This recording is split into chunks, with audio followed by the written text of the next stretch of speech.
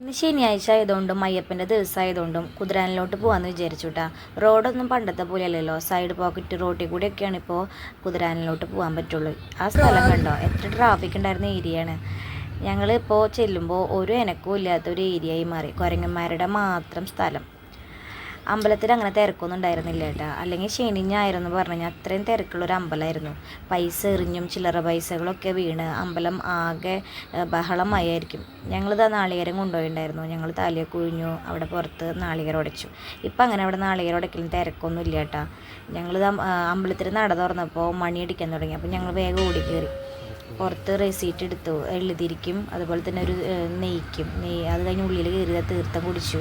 നന്നായി ഭഗവാനെ തൊഴുതു, വിഘ്നേശ്വരൻ്റെ അവിടെ തൊഴുതു, പ്രസാദം മേടിച്ചു.